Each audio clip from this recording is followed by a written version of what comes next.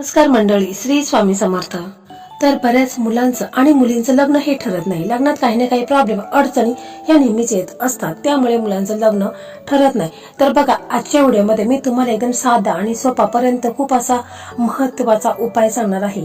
तर आपल्याला फक्त पौर्णिमेच्या दिवशी हा उपाय करायचा आहे. एकदम साधा सोपा उपाय आहे. फक्त आपल्याला या उपायासाठी एक नारळ लागणार आहे आणि थोडंसं लाल कापड लागणार आहे. एवढंच साहित्य आपल्याला लागणार आहे, परंतु उपाय खूप असा महत्त्वाचा आणि प्रभावी आहे. यामुळे तुमचं लग्न हे 5 दिवसांमध्येच ठरेल. तर ही संपूर्ण माहिती जाणून घेण्या अगोदर तुम्ही चॅनलवरती नवीन असाल तर चॅनलला सबस्क्राईब करा. व्हिडिओ पाहत असताना व्हिडिओला लाईक करा. त्याचप्रमाणे श्री स्वामी समर्थ अशी कमेंट करा. तर मंडळी, लग्नासंदर्भात भरपूर व्हिडिओ आपल्या चॅनलवरती आहेत. म्हणजे मराठी मेघना या युट्यूब चॅनलवरती जवळजवळ 85-90 व्हिडिओ हे लग्नाचे आहेत, ज्यामध्ये बऱ्याच मुलींचं लग्न देखील ठरलेलं आहे. कारण मी जे हे तुम्हाला उपाय सांगत आहे ते ज्योतिषांनी सांगितलेले महा उपाय आहेत आणि यामध्ये बऱ्याच मुलींचं लग्न देखील ठरलेलं आहे. तर ते देखील व्हिडिओ तुम्ही पहा. तर पहा, आपण पाहत असतो की मुलांचं लग्न का ठरत नाही, मुलींचं लग्न का ठरत नाही. तर बघा, मुलांच्या कुंडलीमध्येही काही दोष नाही, लग्नाचे योग त्यांच्या कुंडलीमध्ये निर्माण झालेले आहेत, तरी देखील मुलांचं लग्न ठरत नाही.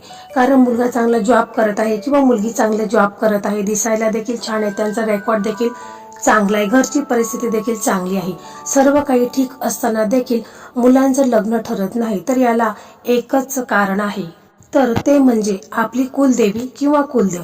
म्हणजे ते जर आपल्यावर नाराज असतील तर घरामध्ये कोणतंच मंगल कार्य घडत नाही. म्हणून वर्षातून एकदा कुलदेवीला किंवा तुमचा कुलदेव असेल किंवा कुलदेवी असेल तर तुम्हाला तिथे आवर्जून भेटायला जायचं आहे.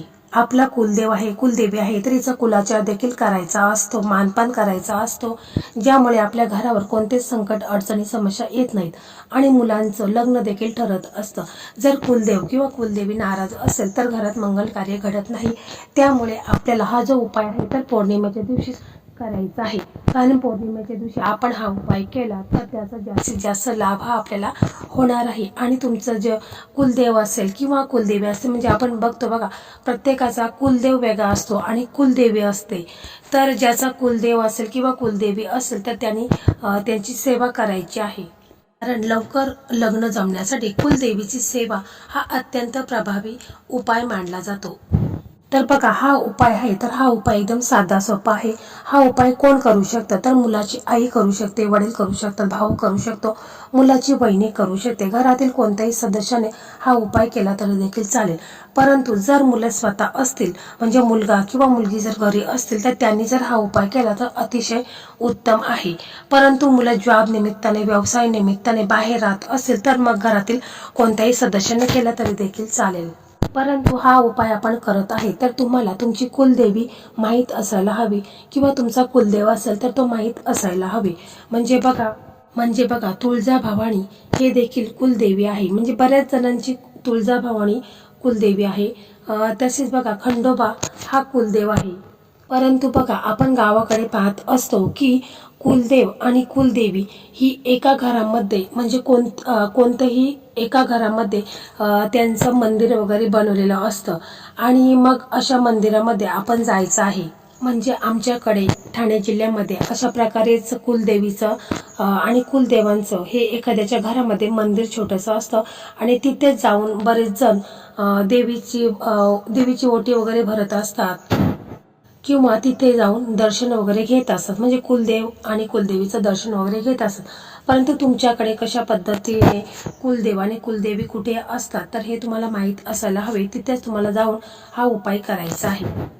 तर बघा, कुलदेवी आणि कुलदेव हे जर नाराज असेल तर घरामध्ये मंगल कार्य घडत नाही. घरात काही ना काही प्रॉब्लेम, अडचणी ह्या नेहमी येत असतात आणि म्हणून आपण कुलदेवीची आणि कुलदेवाची पूजा अर्चा करायची आहे, त्यांची सेवा करायची आहे. वर्षातून एकदा कुलदेवीला आणि कुलदेवाला भेटायला जायचं असतं, त्यांचा मानपान करायचा असतो. तर बघा, हा उपाय आपल्याला पौर्णिमेच्या दिवशी करायचा आहे. पौर्णिमेच्या दिवशी तुम्ही सकाळी हा उपाय करू शकता। तर बघा, पौर्णिमेच्या दिवशी तुम्हाला सकाळी लवकर उठायचं आहे, स्वच्छ आंघोळ करायची आहे, कपडे स्वच्छ घालायचे आहेत। त्याचप्रमाणे जर हा उपाय मुलाचे आई वडील करत असतील तर त्यांनी आपल्या देवघरासमोर बसायचं आहे, दिवा लावायचा आहे, अगरबत्ती लावायची आहेत।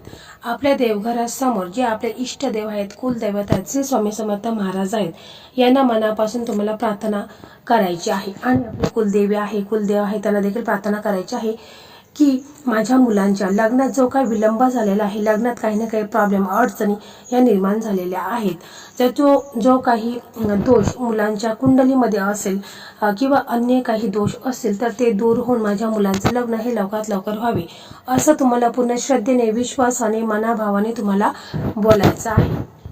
कारण आपण कोणताही उपाय करत असताना आपलं अंतर्मन हे शुद्ध असायला हवे, आपल्या मनामध्ये पॉझिटिव्ह विचार असायला हवे, घरामध्ये किटकिट नकोय आणि वातावरण एकदम शांत असायला हवे, तरच हा उपाय यशस्वी होत असतो। तर हा उपाय मुलाचे आई वडील करत असेल तर काय करायचं आहे की तुम्हाला एक नारळ आणायचा आहे, म्हणजे तुम्हाला बाजारामधून एक सुक्का नारळ आणायचा आहे किंवा पाण्यावाला नारळ, म्हणजे कोणताही नारळ तुम्ही आणू शकता, किराणा दुकानामध्ये असं तो नारळ तुम्हाला आणायचा आहे। त्याचप्रमाणे तुम्हाला एक लाल कापड आणायचं आहे, म्हणजे सुती लाल कापड तुम्हाला आणायचं आहे। ह्या दोन वस्तू तुम्हाला आणल्यानंतर मग तुम्हाला काय करायचं आहे की आपल्या देवघरासमोर बसायचं आहे आणि मग थोडं कुंकू घ्यायचं आहे, एका वाटीमध्ये कुंकू घ्यायचं आहे, त्याच्यामध्ये गंगाजल टाकून तो ओला करायचा आहे आणि जो नारळ आपण आणलेला आहे त्याच्यावरती प्रथम आपण गंगाजल शिंपडायचं आहे आणि मग आपल्याला एक स्वस्तिक चिन्ह काढायचं आहे, म्हणजे जो नारळ आपण आणलेला आहे त्या नारळावरती एक स्वस्तिक चिन्ह कुंकवाच्या साह्याने आपल्याला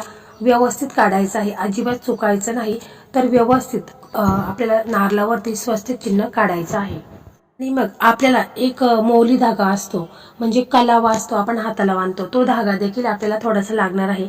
तर त्या धाग्याच्या साह्याने 3 वेळा आपल्या नारळाला तो धागा गुंडाळून घ्यायचा आहे, म्हणजे 3 वेळा आपल्याला गुंडाळून घ्यायचा आहे, म्हणजे जो कलावा असतो तो बांधायचा आहे नारळावरती। आणि मग जो आपण लाल कापड आणलेला आहे, म्हणजे कॉटनचा लाल कलरचा कापड आणलेला आहे, त्याच्यामध्ये हा नारळ आपल्याला गुंडाळून घ्यायचा आहे। आणि समजा तुमची मुलं जर घरी असेल तर तुम्हाला त्यांना पूर्वेकडे बसायला सांगायचं आहे, त्यांचं तोंड हे पश्चिमेकडे असायला हवं, अशा पद्धतीने त्यांना समोर बसायला काहीतरी पाट वगैरे किंवा चटई द्यायची आहे। आणि हा नारळ आहे तर तो मुलांच्यावरून 7 वेळा तुम्हाला उतरून घ्यायचा आहे, डोक्यापासून पायापर्यंत 7 वेळा घड्याळाच्या उलट्या दिशेने उतरून घ्यायचा आहे। किंवा जर तुमची मुलं घरी नसतील, म्हणजे ते जर बाहेर राहत असतील, तर मग तुम्ही काय करायचं आहे की व्हिडिओ कॉल करायचा आहे, मुलांना व्हिडिओ कॉल करून तुम्हाला हा जो नारळ आहे तर तो मुलांच्या वरून 7 वेळा उतरून घ्यायचा आहे। किंवा जर मुलं स्वतः घरी असतील तर मुलांना जो नारळ आहे तर तो त्यांनी त्यांच्या हातामध्ये तसाच घ्यायचा आहे, म्हणजे मुलं समोर असतील तर मग त्यांनी त्यांच्यावरून उतरून घ्यायचं नाही, जर मग त्यांनी नारळ आहे तर तो त्यांच्या हातामध्ये घ्यायचा आहे आणि आपली मनोकामना इच्छा आहे तर ती बोलायची आहे। आणि मग याच्यानंतर तुम्हाला हा जो नारळ आहे तर तुमची जिथे कुलदेवी असेल किंवा कुलदेव असेल तिथे तुम्हाला जायचं आहे। तिथे गेल्यानंतर तुम्हाला हा जो नारळ आहे तर तो तुम्हाला कुलदेव असेल किंवा कुलदेवीच्या समोर तुम्हाला अर्पण करायचं आहे।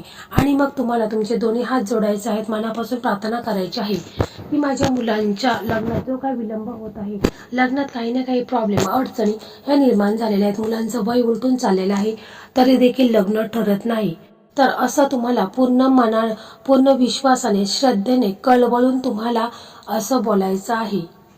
जर मुलं जर तिथं असतील तर मुलांनी देखील आपली कुलदेवी आहे, कुलदेव आहे, तर त्यांना आपले दोन्ही हात जोडायचे आहेत आणि त्यांना शरण जायचं आहे की हे आई, माझ्या लग्नात जो काही विलंब झालेला आहे, लग्नात काही ना काही प्रॉब्लेम अडचणी ह्या निर्माण झालेल्या आहेत, तर त्या दूर होऊन माझं लग्न हे लवकरात लवकर ठरू द्या, असं तुम्हाला दोन्ही हात जोडून प्रार्थना करायची आहे। देवीला विनवणी करायची आहे, देवाला विनवणी करायची आहे। आणि मग तुम्हाला एक मातीचा दिवा घ्यायचा आहे, त्या दिव्यामध्ये तेल टाकायचं आहे आणि त्या दिव्यामध्ये तुम्हाला एक अखंड लवंग टाकायची आहे, म्हणजे फुलवाली अखंड एक लवंग टाकायची आहे, 2 भीमसेन कापूरच्या वड्या टाकायच्या आहेत आणि तो दिवा तुम्हाला प्रज्वलित करायचा आहे। आपली कुलदेवी आहे, कुलदेव आहे, त्यांच्यासमोर हा दिवा तुम्हाला प्रज्वलित करायचा आहे। आणि मग तुमची इच्छा, मनोकामना आहे तर ती बोलायची आहे, देवी आईला शरण जायचं आहे आणि लग्नाबाबत बोलायचं आहे। तर या उपायाने तुमची कुलदेवी आहे, कुलदेव आहे, तर ते जर तुमच्यावर नाराज असतील तर त्यांची नाराजगी दूर होईल आणि तुमचं लग्न हे लवकरात लवकर ठरेल. तर हा उपाय आहे, तर हा उपाय तुम्हाला 3 पौर्णिमापर्यंत करायचा आहे. म्हणजे प्रत्येक पौर्णिमेला तुम्हाला अशा प्रकारेच हा उपाय करायचा आहे. बघा, 3री पौर्णिमा येईपर्यंत मुलांचं लग्न हे ठरलेलं असेल, जमलेलं असेल. फक्त उपाय करत असताना पूर्ण विश्वासाने, श्रद्धेने तुम्हाला हा उपाय करायचा आहे. मनापासून हा उपाय तुम्हाला करायचा आहे. आणि तुम्हाला आपला कुलदेव आहे, कुलदेवी आहे, तर त्यांना असं देखील बोलायचं आहे की माझ्या मुलांचं जेव्हा कधी लग्न होईल त्यावेळेस जोडीनं मी त्यांना तुमच्या दर्शनासाठी पाठवेल आणि तुमची ओटी भरायला देखील सांगेल. तर असं तुम्हाला बोलायचं आहे. म्हणजे आई वडिलांनी असं मुलांच्यासाठी बोलायचं आहे. आणि जेव्हा मुलांचं लग्न होईल त्यावेळेस न चुकता तुम्हाला आठवणीने तुमची कुलदेवीची ओटी भरायला मुलांना पाठवायचं आहे. त्यांचं दर्शन घ्यायला जोडीने त्यांना पाठवायचं आहे.